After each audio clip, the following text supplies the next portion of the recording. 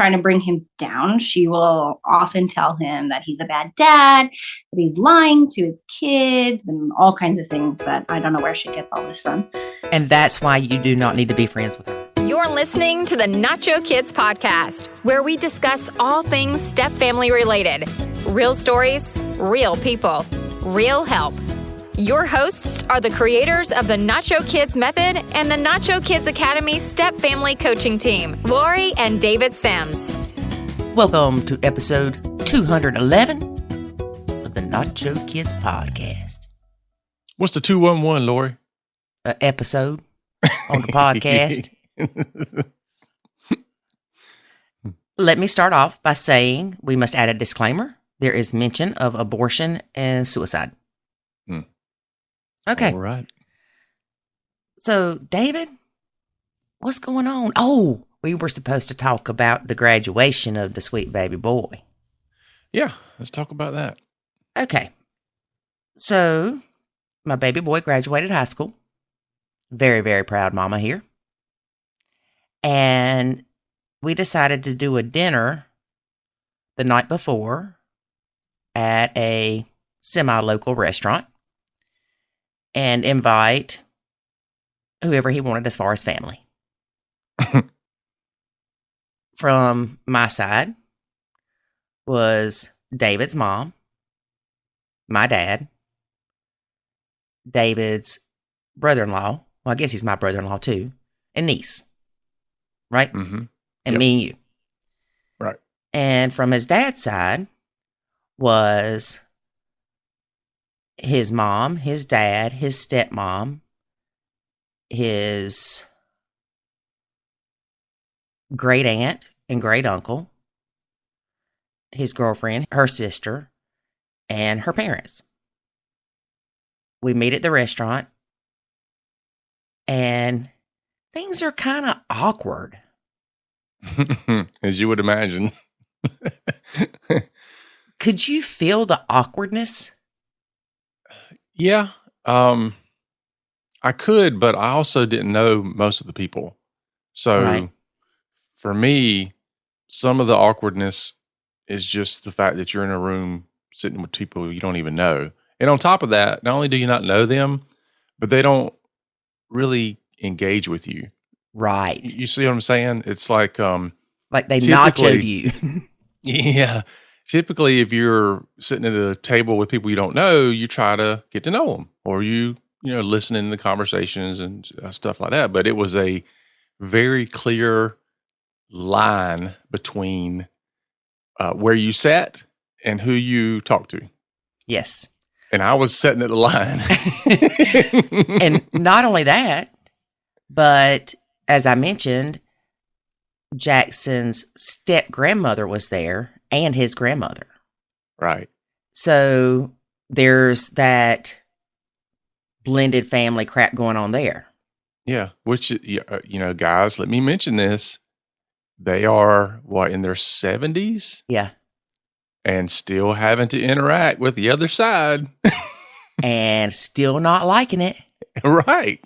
This blended family stuff never goes away. And it's still awkward.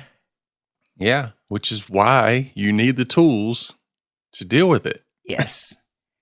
Yeah. But I have to say, though, one of the relatives comes up to me after the dinner and says something to the effect of, "You done a great job raising Jackson." And I'm thinking, is he being serious, or is he was being joking? serious. Is he joking with me? Like, I kind of took it as a joke because I kind of laughed it off. Because I don't know these folks, so they might be like me and they're button pushers. I don't know, but if it was a compliment, it was very nice. If it was a joke, then I wish I would have come back with something better. No, it was a compliment. Okay, It was a very big compliment. awesome. Yeah, they know. They know.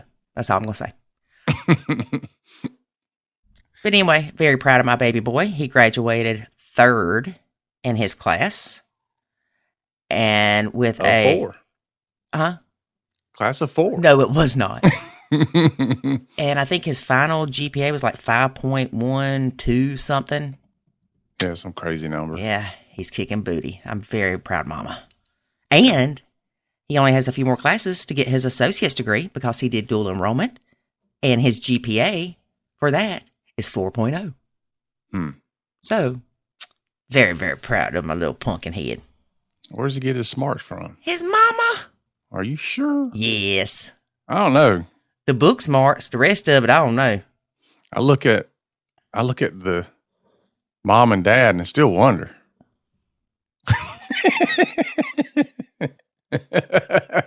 It sure as heck wasn't from the stepdad. I agree with that.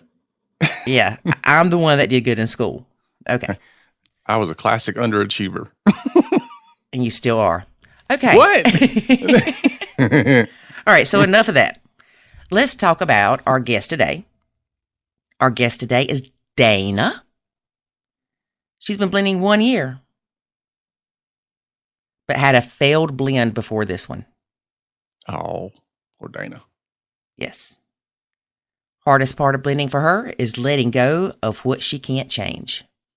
That's the hard part for a lot of folks. Well, it is hard, but once you realize it's out of your control, it is 100% out of your control, it's freeing. Mm-hmm. You stop trying to control the things you can't control. Mm-hmm.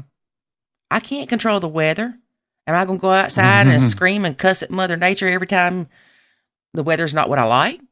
Or am I going to try to do some kind of voodoo hoodoo dance and make the rain come or go away? Or Well, the real challenge is identifying those things. And I know it sounds easy. Oh, and no offense to the Indians that do rain dances, because I am part Indian. Go ahead. You would think it would be easy to understand and identify what you don't have control over. But a lot of people think they have control over things they don't, or they think they should have control in areas and situations where they don't. Mm-hmm. And I think that's where the challenge is. Like, when you walk outside, you have no control over the weather. You Right. know that. Right. But when you're in a situation or you're in a family dynamic, there is an sometimes assumed level of control. And it takes you a while to realize, you know what? I really don't have any control here. Or I don't have control over this other person's actions or reactions.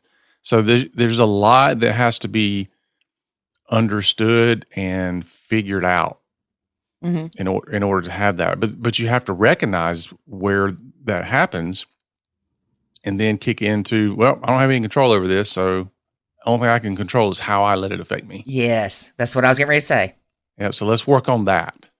For instance, I have no control over whether your kids did the dishes or not. Mm-hmm. What I have control over is how I let it affect me. I Yep. can be upset for 1 minute.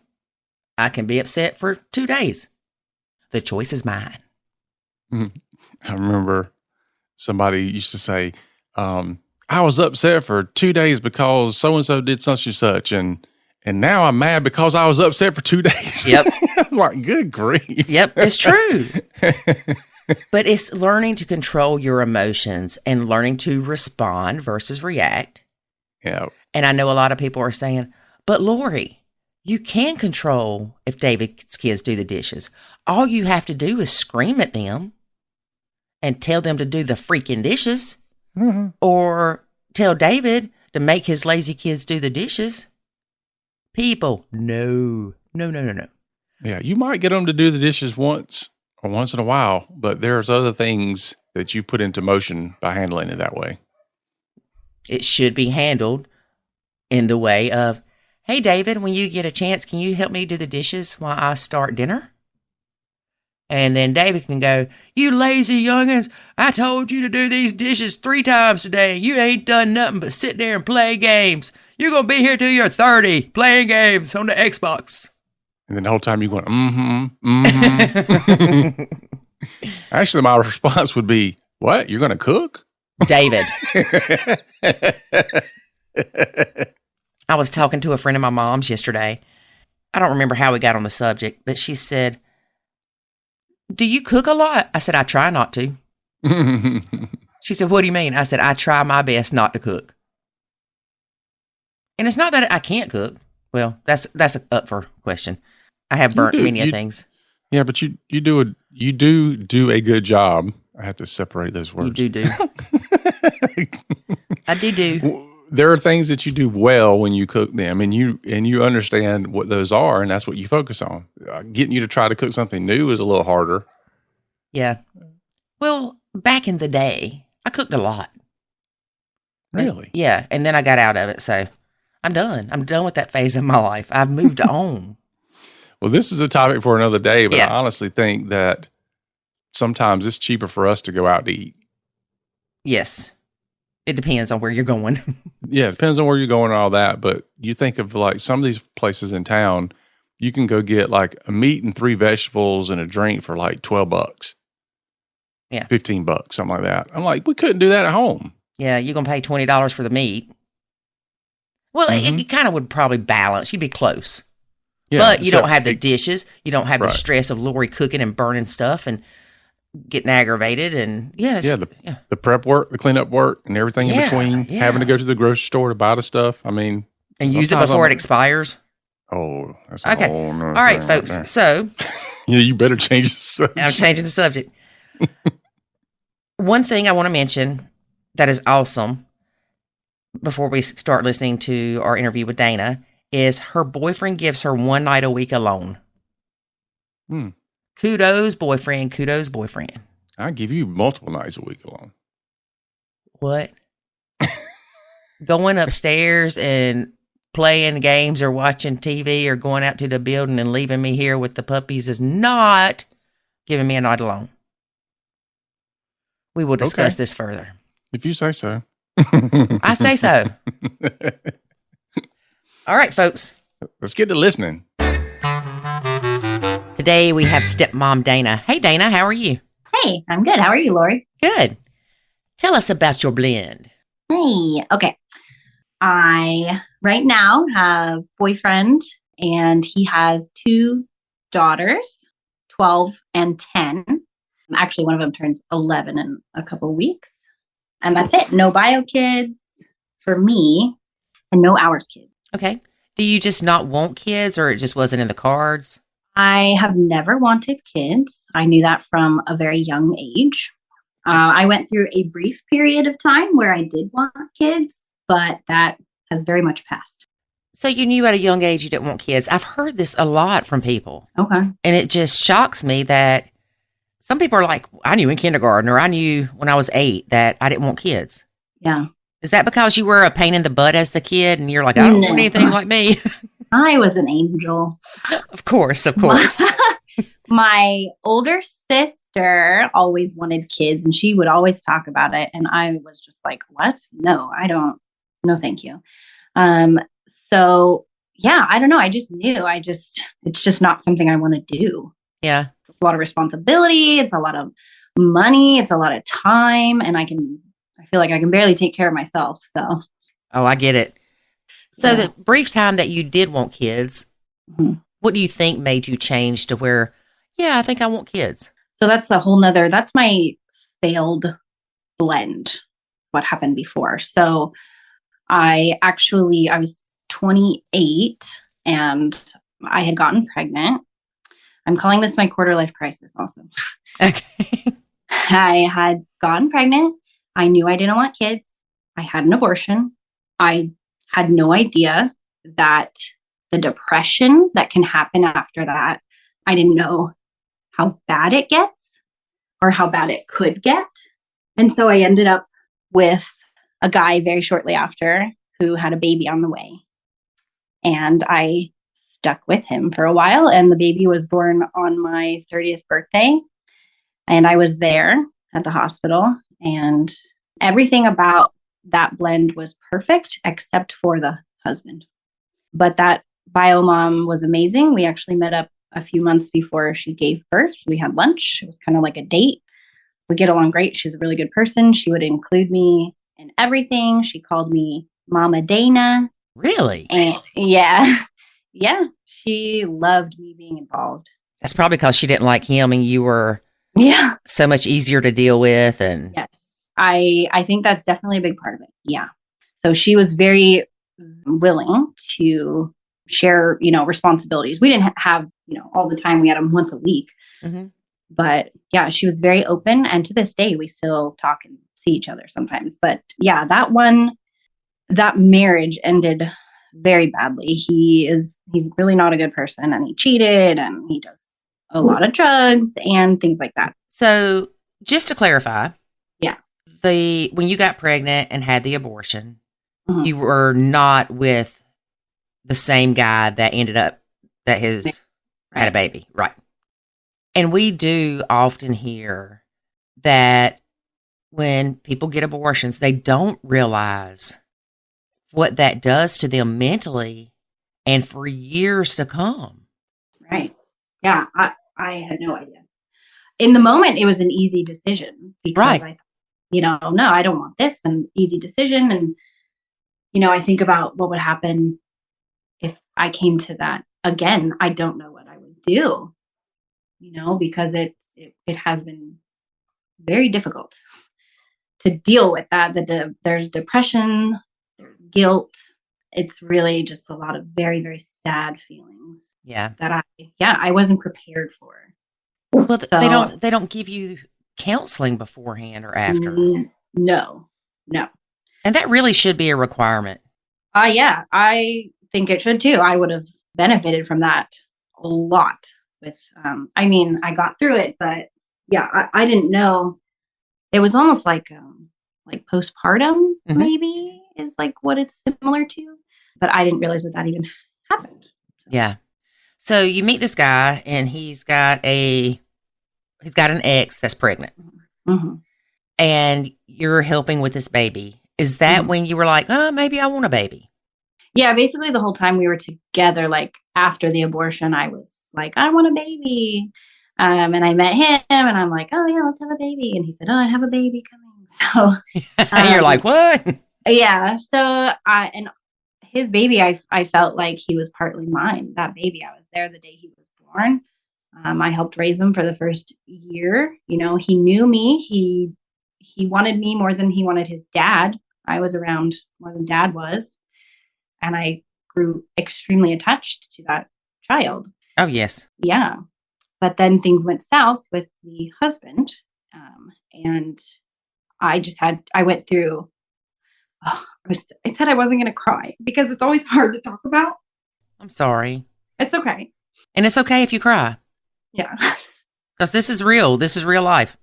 The depression that came with everything, and then him not being around, and we broke up basically, and he wasn't there. And I got so low with my depression. I did try to take my own life. Oh. And it didn't take, thank God. Yes, thank God. And yeah, and that's kind of where everything turned for me in my life. So I started therapy, and I said, I'm doing something wrong. I'm picking the wrong guys. So I did that, single for 3 years. And then I finally found a really great, amazing guy that I never thought I would find. And he has 2 kids, which is, for a while, it was a kind of a deal breaker. I was online and I was thinking, no, if somebody has kids, I don't want to date them. But then I thought, I'm getting older. I don't want to close myself off just because someone has kids. So yeah, because the majority of people are going to at that point. Right. Exactly. So we met last, almost a year and a half ago. We met in August. And then I met his daughters that Christmas Day. I met them. Oh. And then I moved in April. Okay. So that's a little quick. It's a little quick. Yeah. Well, you met them in December. When did you meet him? In August? Yeah, I met him in August and then met them December and then moved in. Okay. And when you met them, I'm sure you were probably a little nervous. I was extremely nervous. How did that go? It went great. They were excited to meet me. I will tell you, I have been for many years. I've been a camp counselor. Oh. Yeah. So I said, okay, I'm going to come at this kind of like a camp counselor. Mm-hmm. So I met them Christmas Day. We had a really good time. It was just kind of like a brief. And then New Year's Eve, he had them on New Year's Eve. And so I said, hey, why don't I throw a New Year's Eve party just for us? And so I went into camp counselor mode and I got a bunch of dollar store decorations and I set it up when they were gone. And then I surprised them and I had crafts and all kinds of stuff and like a photo booth and necklaces and light up stuff. And so I feel like coming at it more like a camp counselor helped me a lot. Well, and it probably helped you as far as your relationship with them, but also, let's see, how do I phrase this? Mentally for you to stay in your lane. Right. Not jump into, I will be your bonus mother. Right. And I'm very grateful for what happened in my past because it got me to this point where I can say, oh, I don't need to worry about that stress and parenting for you because I feel like at times, like I don't want my depression and anxiety to get to where it was before, even though with my boyfriend now, I don't see that ever happening. He is not like the other person I was with. Yeah. So I feel like taking on everything for my ex-husband was part of the problem that got me to my low. And so going into this new relationship, I basically told myself I cannot get involved in all of that. I just cannot. I feel like if that happens, I mean, literally, I could die. Right. Is how I feel, even though like it's not that bad. But I came into this just going, I just can't. I cannot take all that on. There's no way I can do it. And so that helped too, just already knowing like, okay, this time around it's going to be different and I can just be myself and just have fun and be their friend, hopefully. Do you think because in your relationship with your husband, there was this baby and it's so easy to get attached to babies. Mm-hmm. And like you said, you felt like mom. Do you think that part of your, I can't do this again, things have to be different than they were before, is a protection mechanism for you two to not get too close too quickly? Yes, I think so. Yeah. And they're older. It's harder to bond that way with the older kids. It's easier with a brand new baby. Mm-hmm. And it's definitely, I don't want to be rejected. Yes, bad enough when you hold a baby and they cry. Yeah. So I think that's definitely a big part of it is I feel like I'm very much protecting my own heart. Right. Because that was hard to leave. Then when I had to leave my husband, I had to make the choice, I had to be done. And I still see mom and baby sometimes and we're friends on social media, but for a while I had to take them off because I would just get too emotional. Yeah. And that's a part that a lot of people don't talk about is how you get attached to these kids. Yeah. And I know people that have stayed in the blend because of the kids. And I don't think that's a good idea because I think your kids need to see healthy relationships. Mm-hmm. But some of them, I'm glad they stayed because those kids would have been lost.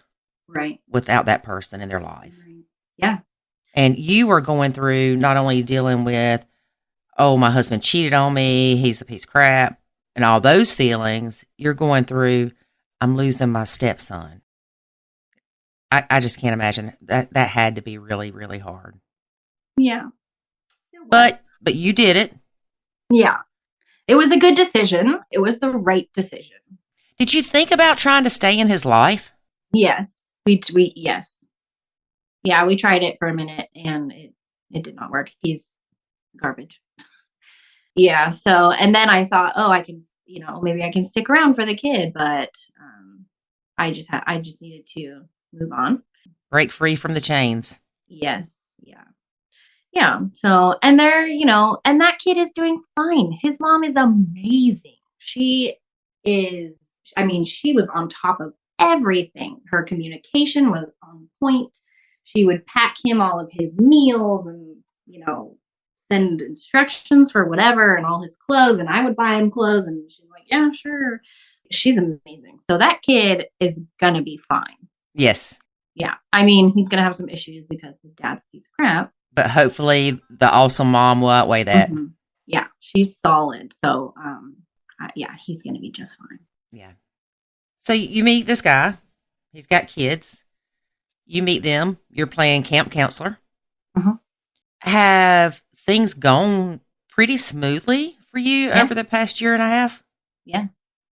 Things are very smooth. I don't get involved in things. I just stay out of it. Everybody, I grew up in like a very quiet family. Didn't do a lot of yelling. My boyfriend is Italian. He grew up. They yell when they talk, don't they? Yeah. Yeah. So he's not like that, but I mean, his family kind of is, and he gets like that sometimes. And the kids can be loud, and and they have these kids they're going through it. Mom and dad are divorced. Their schedule is insane. Nothing is solid for them, and they're having a rough time. And I try to remember that when it's really only one of them that will sometimes act out, but besides that, they're really great kids, and yeah, I just don't get involved. So it's been very smooth. There was one time, and I regret it because it went exactly as you would guess. We were trying to go somewhere, and the kids were lagging, and boyfriend, was getting upset, and he said, come on, let's go. The 10-year-old didn't want to go. And he said, it doesn't matter, you're going, we're all going. I think we're going to the beach. And she was just putting up such a fight. And I got involved, and I was frustrated because this was my trip to the beach, and I just wanted to go to the beach. And I said, hey, sometimes you just need to listen to your parents. And she turned around and mumbled, you're not my parent. And I went, yeah, I shouldn't have said that. And then, of course, dad stepped in and said she wasn't talking to, she was talking about me. You need to listen to me. And yeah, so I went, oh, that's right. That's why I stay out of everything, because that's going to happen if I try to intervene myself. If I try to put myself in like a parental role, I'm going to get that, especially from her, from the younger one. Right. Yeah. Yes. So yeah, so I just stay out of it. And it's hard. Definitely. I don't know. I feel like if they were my kids, I would do it differently. I would do it like this, do it like that. But really, I don't know. I'm not a parent. Those aren't my kids. I don't know what to do either. So, if there's a situation and, boyfriend, I feel like doesn't always, he's not like quite on top of things all the time. And I just have to just accept it and love him for his flaws. And love him for your relationship with him, not his parenting relationship. Right. Yeah. Right. Yeah. And he really is an amazing dad. He is so great. It's just you want him to eat broccoli every night. I know. I want him to not slam doors and to not yell at your sister and to not yell at your dad and please pick up your things and stuff like that. The normal, Yeah. And it's just going to be there. It's not going to go away. They are girls. They're getting older. They're going to become teenagers. Ooh. And it's just going to get more difficult. Yes. But you are doing the right thing. Yeah. So I came at this relationship with this mentality. And then I sort of wanted confirmation, like, okay, you are doing the right thing. And that's when I started searching for podcasts. By the way, Lori, I don't listen to any podcasts. They are not my thing. Mm-hmm. No podcast for me. Thank you. And then I found yours, and yours is the only one I want to listen to. I don't want to listen to any of the others, blended family things. I just want yours. Oh, it's true. Because I feel like it really gets to the point. It gets to the point of like, what you need to do. It's all right there. They're not your kids. You don't need to worry about these things. Right. And so it just confirmed like, oh, okay, I'm not being a bad girlfriend or a bad stepmom. I am doing what's right for me. And I'm not the only one that does it. There are more people that do this. And that's very validating. If more people would come in with the camp counselor mentality, they wouldn't have the struggles that they have. Mm-hmm. Now, I can hear somebody now. You've always got these people. Well, a camp counselor wouldn't put up with them slamming the doors, but a camp counselor wouldn't take their iPad from them either. Right. And a camp counselor isn't standing right next to their parent. Right. Right. Yeah. Speaking of, are you ever left alone with the kids? Oh, my stepkids? Yeah. Yeah. Oh, all the time. I take them to school 2 mornings a week, and their dad leaves for work at 7 a.m. and I'm here with them in the morning. I take them both to school those days. I mean, I guess that's pretty much it, but I'm not opposed to being alone with them. I'll take them places. Sometimes we'll go to the dollar store. Mm-hmm. Yeah, but I don't spend a ton of alone time with them. So you said something about their schedules. How often do you have them? It's 50-50. I hate the schedule. They're here. They're with dad Monday, Tuesday. They're with mom Wednesday, Thursday. And then they alternate weekends. But whoever has them Friday, Saturday, then they swap and go to the other house on Sunday. Okay. I got it. Okay. Yeah.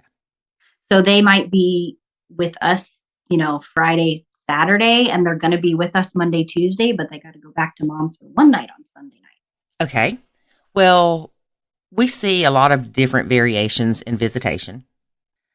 For us, we realized, in case you don't know, when we first got married, we had David's kids 11 out of 14 days.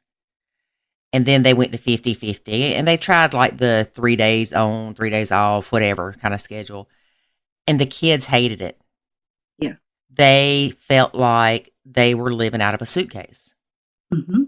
David didn't want to go a week without seeing his kids. Mm. So it was really hard on him, but he realized that was best for them. So they switched to week on, week off once she was able to change her work schedule. And that way it was just easier for everybody. Because you've got those transition days. Mm-hmm. When they come back to you on Monday, by Tuesday, they're kicking into the groove of dad's house. Then they're back at mom's. But the one thing is there's no courts. Bio mom makes the schedule. Dad says, whatever, you tell me what to do. And she makes a schedule, and that's what she wants. And the girls seem to do okay. It could be a lot worse, I think. Yes. They tend to settle in pretty quickly. But the majority of the problem with the flip-flop is that their stuff is all over the place. So, they go to school Wednesday morning from, they get ready at dad's house, and then mom picks them up, and they go to mom's house that night. And then mom will say, well, where's this? Where's that? Well, it's at dad's. Oh, okay. Well, now we got to go get it. And dad, when that happens here and they say, oh, it's at mom's, he gets very frustrated. And he's not perfect. He gets very frustrated. He does not like all the back and forth. He doesn't like having to go over to their mom's house to get their stuff. He does it, but he grumbles about it the entire time. Right. You can't expect the kids to lug everything to school and back. No, you can't. And So this is where I bite my tongue a lot because he knows. I mean, he's not stupid. He knows. Like, what are they going to carry their jiu-jitsu uniform and soccer cleats and all of that? They're going to take all of that. Their dance shoes. They're going to take all of that or whatever they need for their moms. They're going to pack a bag and take it to school. Mm-hmm. So it is hard when he gets upset with them. And I feel like they didn't do anything wrong. Right. It's the nature of the schedule. Right. And I don't, my boyfriend, he's doing the best he can with what he's got. Right. And it's okay to get frustrated. It doesn't make him a bad person. Right. Mm-hmm. So I just stay out of it. Again, I just leave it. I'm like, yeah, okay, be frustrated about it. And I have my opinion and I'll just be over here. Yep. I'll just say my opinion in my head and we'll have a good conversation and life will go on. Yes. Me and my 7 personalities have had a real long discussion about this. Right? Yeah. So how far away does Bio Mom live? She lives across town. It's like a 5-minute drive. Oh, okay. So that's not too bad. Yeah. I mean, it's still inconvenient, but at least it's not 20, 30 minutes. Right. Right. Yeah. Still inconvenient, but yes, mom's better about it, I think. I mean, I don't know how she reacts when they say they need to come get things, but they do come every Wednesday. They come after school and get their things to go to mom's for the next 2 nights. Mm-hmm. Yeah. I do like it on the weekends when it's not going to be our weekend like this weekend. And I know, okay, I'm going to drop them off at school on Wednesday, and then I got till Sunday night. Yes. It's like vacation party time. Yeah, I know. That's my favorite. I wouldn't say it's my favorite. I do prefer no kids, but I do like the girls. I do enjoy our time together. We do have fun. We watch a lot of movies and play games and do a lot of fun things, and they're really great kids. But I definitely love it when there's no kids in the house.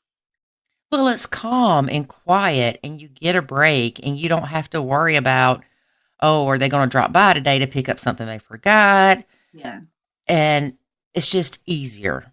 Yeah. And it's easier on boyfriend. He's much less stressed out when they're not here because he does all their cooking. He makes dinner. I don't do any of that. I don't cook, Lori. I do not. You don't want me in the kitchen.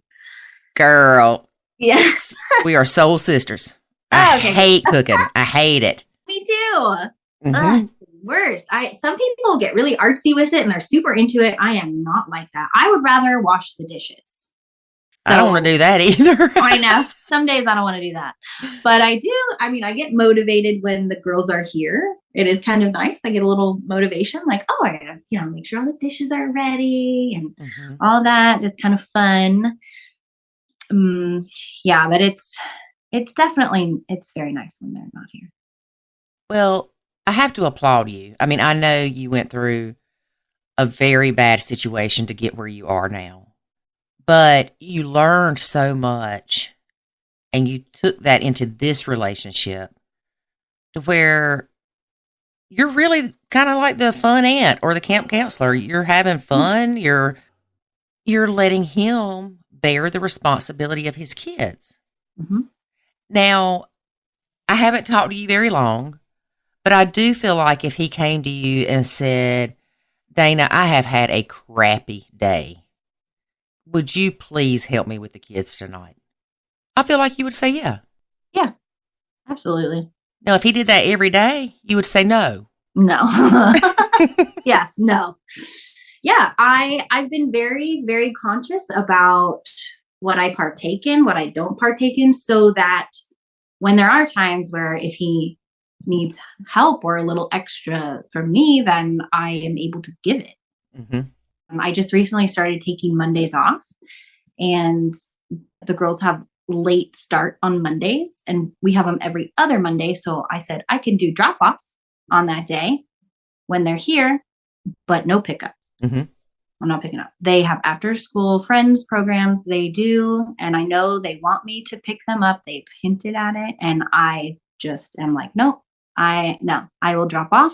But Mondays are my mental health day. I have the house to myself, no kids, no man. Mm-hmm. And I do whatever I need to do. And I'm not going to go worry about picking 2 different kids up at 2 different times. Right. And because that would cut into 2-3 hours of your time that, by you not picking them up, that you get alone. Yeah. One gets out at 2:20. So girl, I don't know about you, but when you're at home, you get up in the morning, you might piddle around the house and do something, and you look at the clock and it's 1:00. I know. You're like, whoa, all I've had is like breakfast and coffee. What happened to the day? I thought it was like 10. Mm-hmm. Yeah. You felt like you were productive up until the point you looked at the clock. Mm-hmm. Mm-hmm. Yeah. Yeah. So I'm very good at, saying this is what I will help with. And these, I won't help with other things. And he's very understanding of that. So the mornings that you take them to school, mm-hmm. do you help get them ready? When I say help get them ready, I know they're older, but do you make sure you brush your teeth, make sure you get your book bag? No, they do all that. It's funny because, and they're old enough. They get ready on their own. They're fine. They make their own breakfast. But it's funny. I've seen times where dad is here and he does do a lot of like nagging, brush your teeth, brush your hair, da, da, da. And if you just leave them alone, they do it. So yeah, so those mornings, yeah, some mornings, it depends on the day. I will open the bedroom door and I'll play music and I'll get ready in the bathroom and they're coming and going and the animals are coming and going. And some days I leave the door closed until it's time to go. Mm-hmm. It And just they, depends on what you need that day. right, it depends on what I need that day. They're fine with it. They don't ever ask me. They're like, oh, hey, hi, okay, let's go to school. Yeah. So do you have a relationship with Biomom? We get along. She kind of intimidates me. She's she's a therapist and she's a mess, which is why I don't want my real name because I don't want her to hear this ever. uh, yeah, so she's a therapist and she, yeah, we text. There are times when I really like her and really appreciate her because she's very good at planning. I have like a whiteboard calendar that I decided to do for the house so I can put the, mom dad schedule on. I can put their extracurricular activities, all their dance classes and things and write it all on the schedule so that when they're here, anybody has a question about what's going on, look at the calendar. I made it up. Tell me what you want on there. I'll make it up. And so mom will send me the schedule, but I mean, it's pretty simple. I can figure it out too. Right. So yeah, like we'll text. I try to avoid her, I think, because I've found myself, like one time we were texting whatever about, and she'll throw in little jabs at my boyfriend. And it's funny, at first it's like, oh, well, he didn't tell me, I'll say, well, he didn't tell me about that. And she's like, well, he's had the date for weeks. I don't know why he didn't tell you. And I'm like, I don't know. So we could easily go down that rabbit hole. Yes. And I could be like buddy with her and get to know her, and do that. But I don't want to do that. No. Yeah. So I try to limit my interactions with her. She is she's very interesting. She sends text messages. It doesn't matter to who. I think it's to everybody in her life. She'll send, like a book of a text message. And she'll say all these things that, I didn't ask for that information. I don't need to know that. I don't need to know what time your first client is or the fact that they're suicidal or, what time you're going here or that. I don't need to know that. All I need to know is, do I need to, pick up or whatever. That's right. So she gives all this extra info that nobody asked for. And I just don't respond to those things. Mm-hmm. I like, you can look back in our text messages, hers are always very lengthy and mine are like one sentence or like, okay, thank you. So, which is good, I'm putting up boundaries there. I have this weird urge to like be her best friend. And I think it could be partly because my mom and my stepmom were really good friends when I grew up after a while. Oh.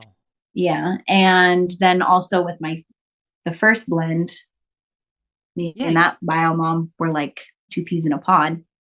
And so my instinct is like, oh, just be best friends with her and we can all be one big happy family and it'll be great. But then my rational side is like, no, that's probably not a good idea. And things could go well and stay that way. Things could go well and then turn bad. Yeah. Yeah. And my boyfriend does not like her. He very much tries to avoid her. He has her on silent on his phone because he gets anxiety. Anytime his phone would go off and he'd get a text message, he would get anxiety that it was her talking about something. She's always laying into him, trying to bring him down. She will often tell him that he's a bad dad, that he's lying to his kids, and all kinds of things that I don't know where she gets all this from. And that's why you do not need to be friends with her. Yes, exactly. Yeah. As a matter of fact, last weekend, she has a boyfriend. She's had a boyfriend ever since I've known her. We've heard from the girls that she yells at her boyfriend a lot, which is what she did to my boyfriend, bio dad, and they like had a drunken night out a couple weeks ago, and they broke up for one night, and she was texting boyfriend, I'm scared. He's acting crazy. I don't know who else to call. 911. Yeah. And she said, do you think you or Dana could come pick me up? And I'm like, whoa. Was about like, he read me the text and I was about to go into, you should, do this or don't do that. And I stopped myself and I said, look, you make whatever decision you want to make. The kids are at the grandparents. They're not in the picture. I said, if you need to go pick her up, then go pick her up. And because that's his kid's mom. I don't know. Maybe he feels like that's important. I don't know. So, right. But he did not pick her up. He said he made the right decision, I think. And he said, maybe you can call an Uber. And then she said, yeah, she ended up walking home in the rain. Oh. Yeah. So, but she could have called an Uber. Yes, she could. I do like how she didn't just ask him. She threw your name in the mix. Right. But didn't text me. Yeah, but it doesn't come across as I'm hitting on my ex. Okay. Whereas if she would have just said him, we could have been like, oh, she's trying to get him to come get her, right? Okay. But you are smart enough to stay out of somebody else's doo-doo. Yeah. Yeah. Yep. Yeah. I'm like, whatever, dude. I know, like, she's crazy. I know. If you need to, again, I'm just going to stay out of it. So I know he's very much over her. They split up quite some years ago. I think like 5 years ago, but it was bad before that. And he was incredibly unhappy with her. And I know, but I have no doubt in my mind that he would ever go back to her. Yeah. Is she a very controlling person? Yes. From what I know. I mean, yes, she controls the schedule. I'm trying to, that she does like to control the schedule. She likes, I don't know. I don't know her that well. Right. So I don't know how she is everywhere else. Yeah. She does like cause scenes. She will cause scenes in like public places. That's no. Oh yeah, she does that all the time. They're always talking. The girls are often talking about, oh, that one time, yeah, mom, she was so embarrassing. She got mad at and yelled at them, and which she does. Oh, that. so she's the Karens we see on TikTok. Yeah. Yes. Oh yeah, she's definitely, yes. You didn't give me ketchup like I asked. Yeah. There was one of the girls went to a doctor or whatever, and she was saying, yeah, they said they were going to give me a lollipop or whatever, but then they didn't, but I didn't really want it anyways because I don't really like the flavor they were going to get me. And mom at the end said, did you get your lollipop? And she's like, no. And mom made a scene and said, excuse me, she didn't get her a lollipop. And, oh, if she's not going to eat it, I'll eat it. I'm just trying to get this free thing. And it's like, what are you doing? Just leave it. Yeah. It would be different if the kid wanted it. Right. And her saying, oh, hey, you forgot to give little Susie her lollipop. Yeah. Or can I get little Susie's lollipop? Yeah. Yeah. No. Little Susie was saying, please, mom, it's okay. Don't make a big deal out of it. And then mom made a big deal out of it. And you know what's sad about that? Is that those kids are not going to want to tell mom certain things because they will be afraid that she will make a scene. Right. Yeah. So, for instance, say they're getting bullied at school, just for an example. Mm-hmm. They may not want to tell mom because they don't want mom to bust up in their classroom. Right. And start cussing out the little kid that's being the bully. Right. And it's interesting because I feel like she can only do so much because she is a therapist. So I feel like that keeps her at bay. Thank goodness. I know, because she has to be, the reasonable one. Like, what do you do? So I think that helps. But yeah, she's definitely a Karen. So why do you think they don't have a court order? I don't know. I think it's probably because boyfriend just said, like, whatever you want to do, I'm fine with it. he's not pushing for anything. He struggles, I think, with just being a parent. And I think sometimes he gets a little maybe jealous that I don't have kids. And that doesn't mean he doesn't love his kids. Right. Exactly. No, not at all. But I think sometimes he wishes that he had made different choices. He's just said, whatever you want. Yeah. It's easier that way.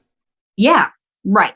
And even though it's a hectic schedule and they're here, there, and everywhere, it's still better than being in the courts. Yeah. And it cost a fortune. And even if he did have a court order, they're useless to try to enforce most of the time.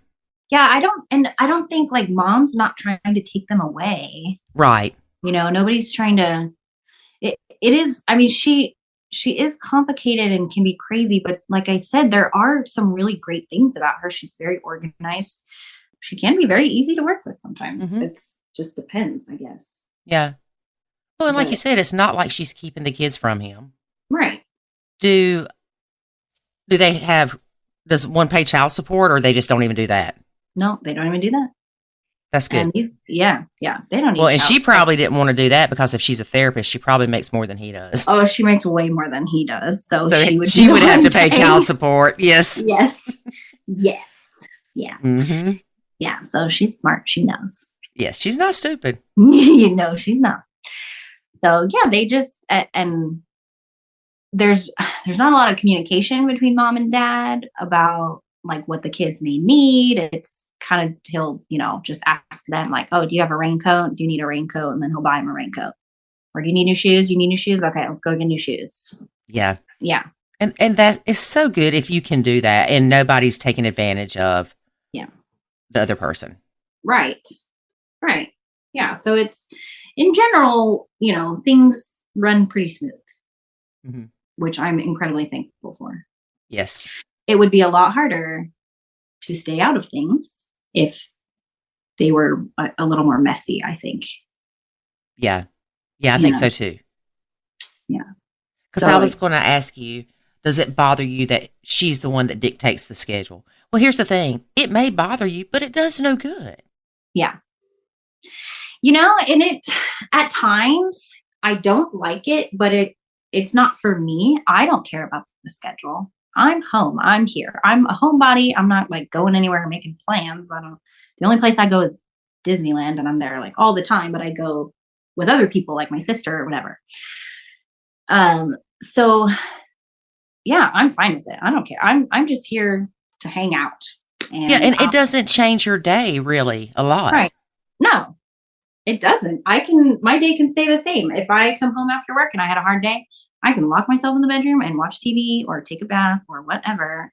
And I can tell them, hey, I had a really hard day. I'm going to go be in here. And the kids will understand. They'll be like, oh, well, the older one will probably be like, what's wrong? What happened? She's so sweet. Mm-hmm. But sometimes I even like prep. I'll give myself things to do for the evening, like laundry to fold and things. So I can lock myself in the bedroom, but then I'll be out watching TV with them, whatever we're doing. And I think, I don't want to go lock myself in the room. I want to be out here with everybody. Mm-hmm. So I do that. Yeah. And you have that option. Right. Sometimes just knowing you have the option takes a lot of that anxiety away. Right. And your boyfriend's not saying, you need to come in here and hang out with us and play Happy Family. No. Mm-hmm. Yeah, he's very respectful. There has been times where in the beginning he did make there were a couple times he mentioned like, oh yeah, you could be their new mom. And I'm like, no. That's not what we're doing. I'm good, thanks. They have a mom. Yeah. I'm just camp counselor over here. I'm just here to be their friend. That's what I want.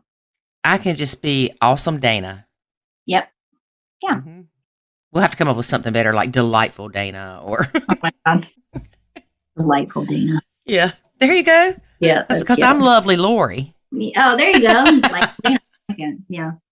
I mean, it's hard though. It's like a daily thing, like a daily, not struggle, but it's a daily, like, okay, I just need to walk away or I just need to shut my mouth or things like that. I mean, it happens every time they're here, little things, but I'm always having to like come back and center and be like, okay, that's right. I'm not in charge. I listen to a podcast. But it gets easier. The more you do it, it gets easier to where you don't even have to tell yourself, don't say anything, don't say anything. You just automatically don't say anything. Good. Because right now it's still definitely, it's on my mind. Yes. Yeah. And because it's still so new. I haven't even, next month will be 1 year that I've been here living with them. So that was kind of the thing too. It's like I moved in so fast and I thought, well, we're all just getting to know each other here. I'm not here to like be the boss of anybody. I just want to get to know everybody and kind of figure out our routine and what we're all about. Right. And if you only have them half the time, you've only been around them a half a year. Oh yeah. I didn't think about that. Mm-hmm. Yeah. And it takes time to build those relationships. Yeah. And you will get to the point that, just say, for instance, the TV's too loud. You will get to a point that you can say, hey, little Susie, do you mind cutting that down a little bit? And it not be a big deal. Yeah. And that's stuff like that is really like the TV. It's never been an issue. You are blessed. We need to write that down. Yeah. So yeah, these kids really are really great kids. There's not a lot of issues with them. Like I think if I were to come in and be like, okay, my house, my rules and do all that stuff, I think the older one would probably be totally fine with it because that's just how she is. She's just happy and okay. Yeah. Okay. I feel like, I sometimes will remind them like, hey, can you pick up your mess? Or are you going to wash your dish in here that's been sitting here for a week or whatever? And she's just like, oh yeah. Okay. Yeah. Oh, okay. Sorry. Mm-hmm. Whereas the younger one, I don't do that as much because I know she reacts a little more harsh. And I have like asked her to not to do something. Let's see, I'm trying to think of an example. Okay, so here's something we do at our house. We buy Costco size packs of water bottles. Mm-hmm. And then everybody's got like 5 water bottles open and nobody knows whose is whose and all this water gets wasted. So I said, okay, when you get a water, put a sticker on it. Everybody has a certain color on this heart, this heart stickers. I'm pink. And so put your sticker on your water. That's a great idea because we have the same problem. Okay, yeah. That's like a camp counselor solution right there. Here, use these dollar store stickers. Throw that on there. Yeah, no, we had colored cups and plates and towels and all that, but that's a good idea. I like the stickers. Oh, I like the color-coded towels because that's a thing too. But so the water bottle, so the younger one, she's, I want to say like, I don't want to talk bad about her, but like, she's always the one that has all the water bottles. And so the other day she went to grab one and I looked at her and I go, oh, you have one open already over there on the couch. And she just looked at me and was like, what? And looked over there and looked back at me. I mean, we're sitting right across the table and she then opened the new water bottle. And I'm like, okay, whatever. I'm not the one paying for the water. Mm-hmm. Whatever, dude. So I can only do so much. Here's my sticker solution and some of us are going to do it and some of us are not going to do it. And that's just the way it is. She's the rebel child. Yeah. She's a lot like her mom. I can see it now. If I was in a step family growing up, I've told y'all this before, I would have been a horrible stepchild. But I can see if my stepmom said, put this sticker on there so everybody knows whose is theirs. Mm-hmm. I would say, well, if you all put stickers on yours, well, no, mine's the one without a sticker. Oh, yeah. That's kind of how it is now. But that would be my way of not doing what the step parents said. Right. Yeah. Like, that makes no sense. Why do I need to do it if y'all were doing it? I know. Yeah. So that's like, there's little things like that I try to help with. I'm helping Dad because Dad gets stressed out about the water bottles and the wasting water and, but I can only do so much. I would be surprised if that's not a constant battle in every home. Right. That uses water bottles. Right. And that's the thing too, is I gotta take myself, out of the picture and think, would they be doing the same thing with their mom or their dad. Like, it's probably not just me. No, it's not you. And it's not, Yeah. oh, let's make Dana mad and open another water bottle. But Right. the fact that she did look at you, Yeah. have you thinking, all right, little Miss Prius. Yeah. Yeah. So, yeah, she kind of, so I said mom kind of intimidates me, bio mom, and the 10-year-old kind of intimidates me too, because she's a lot like mom. Yeah. There's definitely a difference in the 12-year-old and the 10-year-old. The 12-year-old's very easygoing, laid back. The 10-year-old is the one that does the door slamming and things like she told her sister one time that she should go kill herself. Oh yeah, things like that. So yeah, she's gonna be the problem child for sure. Yes. So I am trying very much now to not push anything. I don't want to get on her bad side. I don't want to be the one that's going to be enforcing things for her. Mm-hmm. I would assume she does this behavior at her mom's too. Yes. I think that mom acts probably very similar. Yeah. To the way the 10-year-old is acting. So the mom's not going to go, oh, let's get you therapy. I don't think so. Yeah. Because you can see it in other people's kids all day long, but you don't see it in your own. Right. And she's a therapist, so she knows best. Yes, of course she does. Yeah. I predict some issues to come with the younger one. Yeah, it's going to be fun. Yep, I tell people this all the time, but I mean it. We're going to have you back in a couple years, see what's going on with that little girl. Exactly. That's what I was thinking too. Like, we'll see how it goes. She's going to be 11 in a couple of weeks, so give it a couple more years. But you said something in the very beginning that I think is very important that we all remember. These kids are going through things too. Yeah. They are shuffling back and forth between mom and dad's. They probably have different rules at different homes, if they have any. Right. No. It's probably night and day between the two homes. Yeah. In some degree. Yeah. And even though their parents have been split up for a while, it's still not easy. Yeah, they're still dealing with their parents splitting up. Yes. And how long has their mom been in another relationship? She was in one, I think, just a few months before I met boyfriend was when she met her new boyfriend. Okay.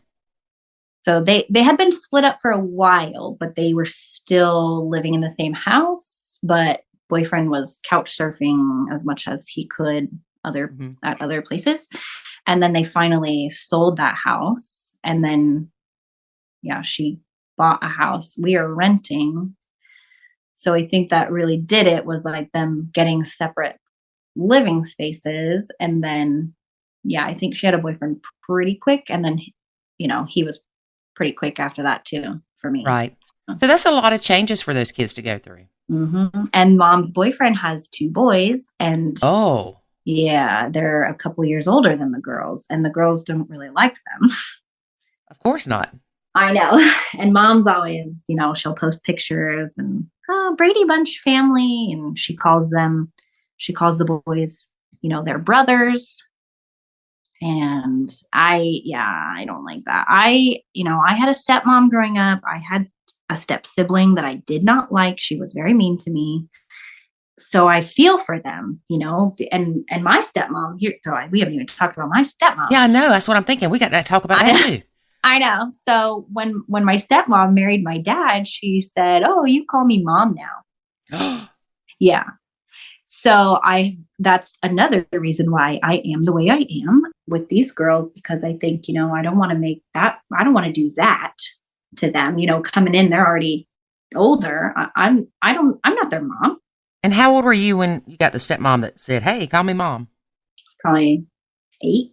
Oh, okay. Maybe 7. Mm-hmm.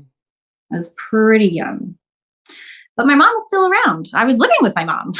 I wasn't even living with my dad. And she's like, "Oh, you call me mom now." Thanks, but no thanks, lady. Yeah. So when, and it comes up years later. Then I call her mom when I'm talking to her, but when I'm talking about her, I call her by her first name. And I was on the phone with someone and was talking, said, "Oh no, I'm here with so-and-so." And I got off the phone. Oh, you're going to love this, Lori. I got off the phone. And this whole story. I was like 25 probably. So out of the house, already grown up, have a great relationship with my mom. Mm-hmm. And so, okay, so I get off the phone and she looks at me and she says, "Do you not consider me your mom?" And I'm like, well, I mean, you're my stepmom and I love you. I love how your voice went up about 10 octaves there.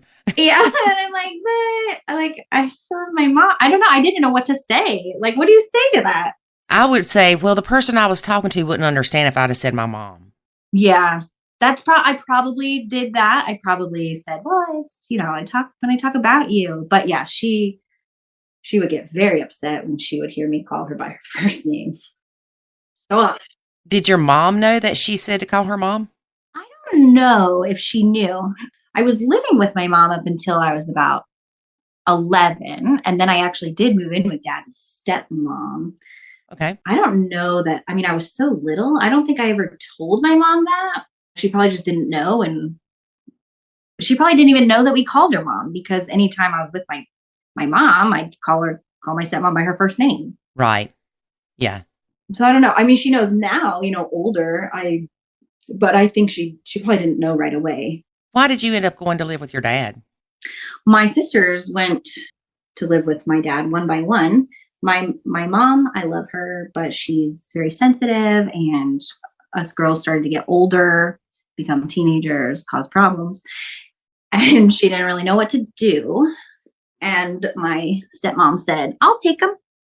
So it was my older sister first. She actually got into a lot of trouble and was going down a bad path. And my mom couldn't handle her anymore. So she went to live with dad. And then the next one, the middle sister actually has Down syndrome. And eventually my mom couldn't handle whatever it was. I don't know. I've never really discussed it in detail with her. So that sister went to live with dad and stepmom. And then I was there with my mom for a while, my mom and stepdad probably. And then I just was like, I want to be with my sisters. I want a change. I want to move cities and move schools and go be with my sister. And this will be fun. Yeah. And it was. How far away did your parents live apart? So when I first moved in with dad and stepmom, they were probably about 15 minutes apart. Okay. And then because we were living with dad, my mom slowly started moving farther and farther away. And eventually then she was living down near LA. Okay. But that was when I was in high school.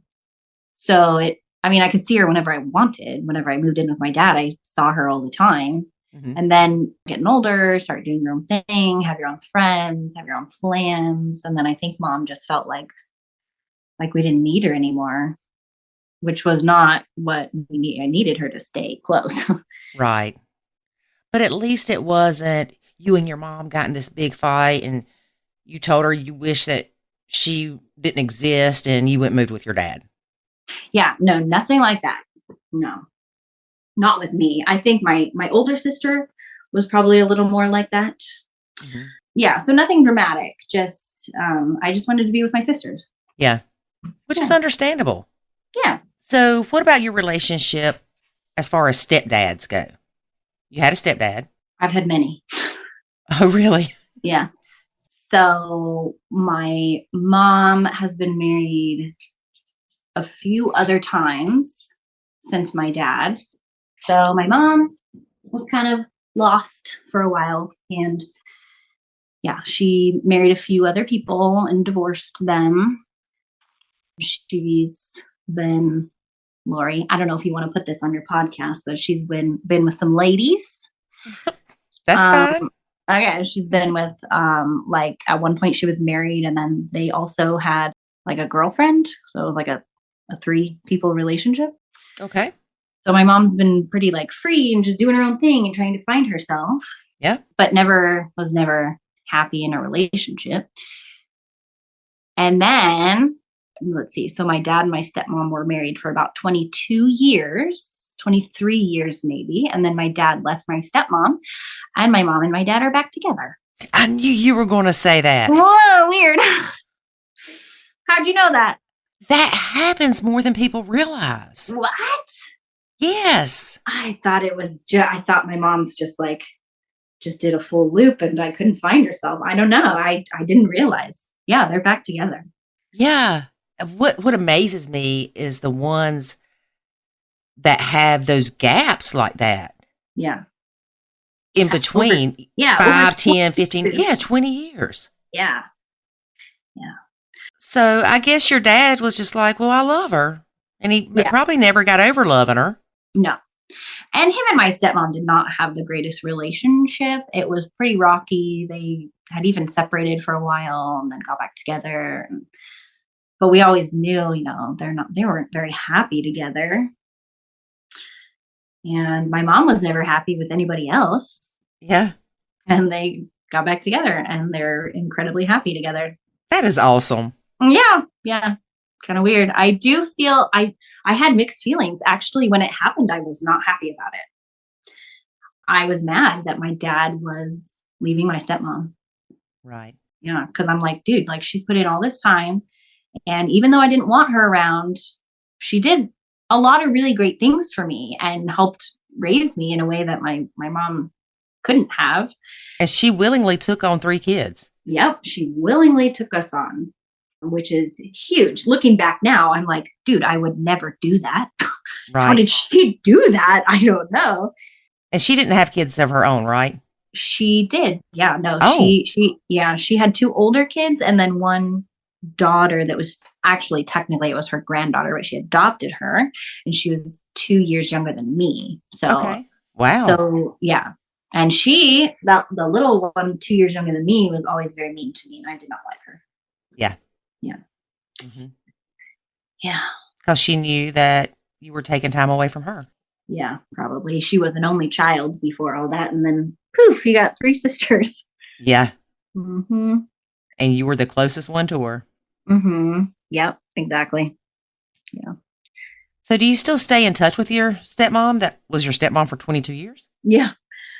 I will once in a while call her and once in a while text her. We definitely had our issues, me and her. I have a lot of like resentment, I guess. I don't like that she made us call her mom. I don't, there was a lot, there's a lot of time there where she did things that were not okay, I think. And I bet she realizes that now too. yeah, I'm sure. I don't know. She's kind of wackadoo. She's kind of okay, well maybe she doesn't. Yeah, I don't think she does. She's very much in her own world. She is not living with everybody else. But yeah. But so I struggle with that because I feel like she's the one that was around the most, but she's the one that, I didn't want her around. I wanted my mom and dad because my dad worked out of town. So there was definitely some friction between me and her. And even as an adult, like when I was talking about her on the phone and she said, do you not consider me your mother? And those kinds of things just make me go, I don't do that. That makes me not want to engage. It makes me not want to. It makes me have like negative feelings. Right. It makes you not want to have a relationship with her. Right. It makes me not want to have a relationship with her. Like, don't force it. She didn't need to. Right. But with her, you feeling like she was your mom was her proof that she did good. Right. Yeah. And I do not consider her my mom. I think that, hurts her feelings. Mm-hmm. Yeah. So it's weird, like growing up and I can kind of see it from her point of view. And I would be butthurt if I put that many years into someone as a child and then they just don't really talk to me. But there's just some stuff there that will probably never get resolved. Maybe the word confidant or mentor would be better than mom. Yeah, I like that. Mentor. Yeah.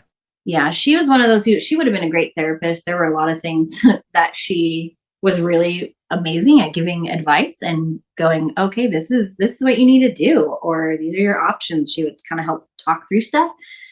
But then she'd flip a switch and just act totally batshit crazy and say things where you're like, what are you even talking about? This is not even reality. I don't understand what's happening. Wow. Yeah, so just so mixed things. So I learned a lot of great things from her, though. I learned what not to do as a stepmom, which is very valuable. And you should never tell a stepkid to call you mom. Right. If they call you mom, that's up to you and the bio mom and your partner. But really, it's usually best to say, well, you can call me your bonus mom. I don't even like that phrase, but something else besides mom. Because as a mom, I wanted my ex's girlfriends to love my son, but I surely didn't want him calling them mom. No, absolutely not. Yeah. Yeah. So I'm your mama, boy. I know. I don't know. I don't think the girls will ever do that. I don't think they'll call me mom because their mom is has a big presence, and I would never tell them to do that. But I think about, because I hear it on the podcast, people saying like, well, what do you do when they do call you mom, or that I want you to be my mom.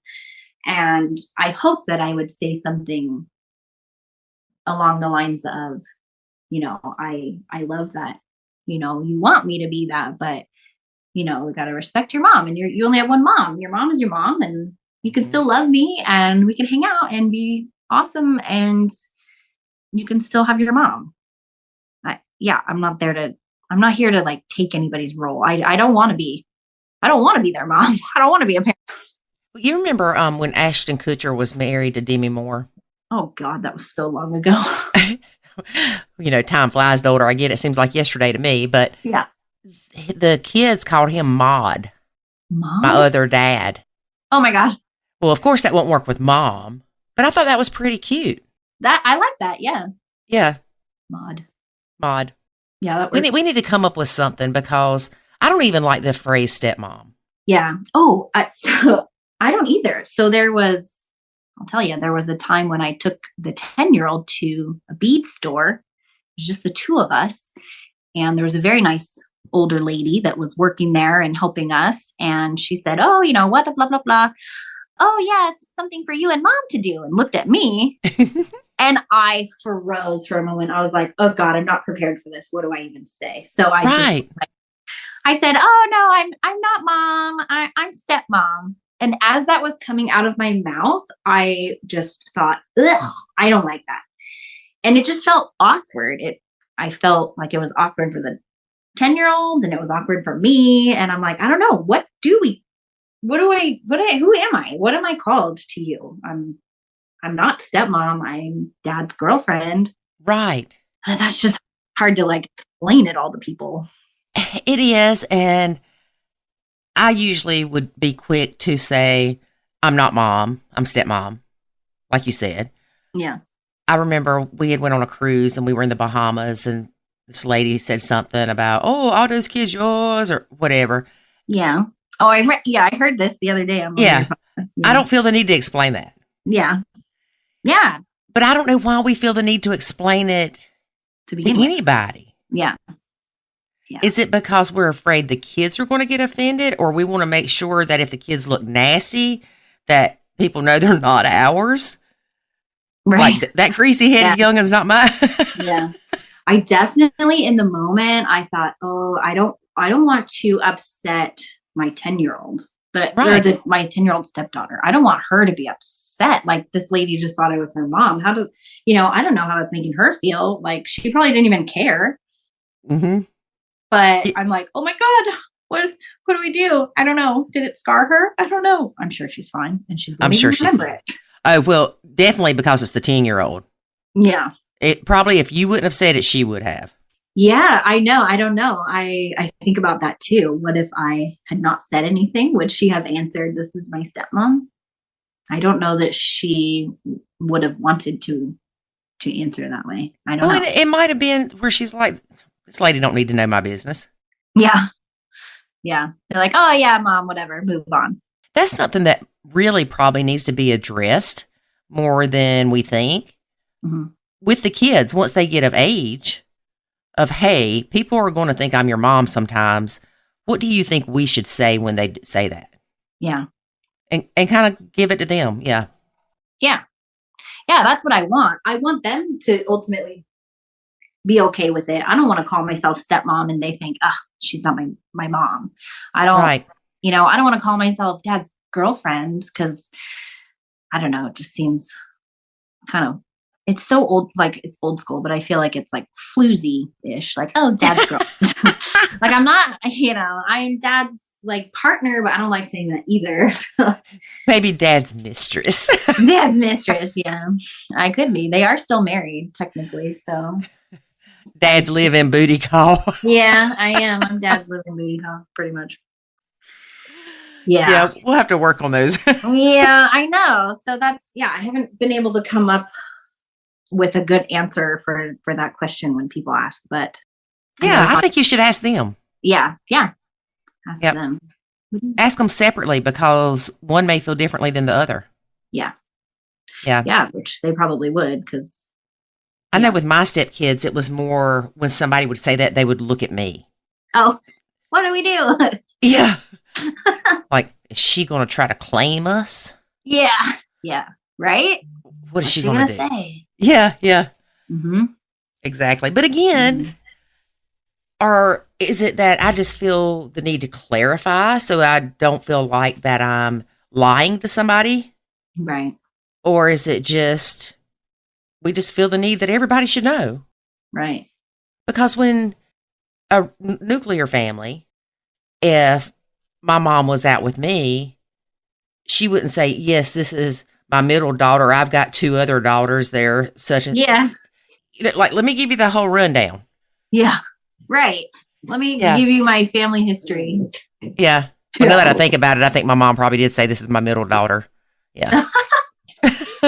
But still, yeah. Why do we feel the need to explain that? Yeah. Yeah.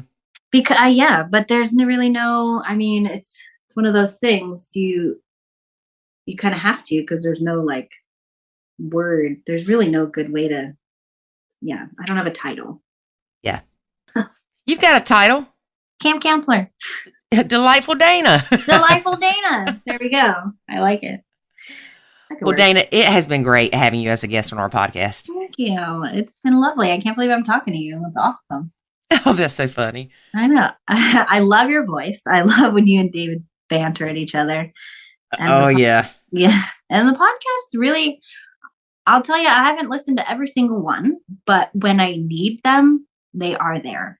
And some days I need them more than others. And it's nice to be able to just take a step back and reflect and remember that I'm doing okay and I'm doing the best I can and everybody is doing the best that they can, and just to have some grace and just try to love everyone as much as I can.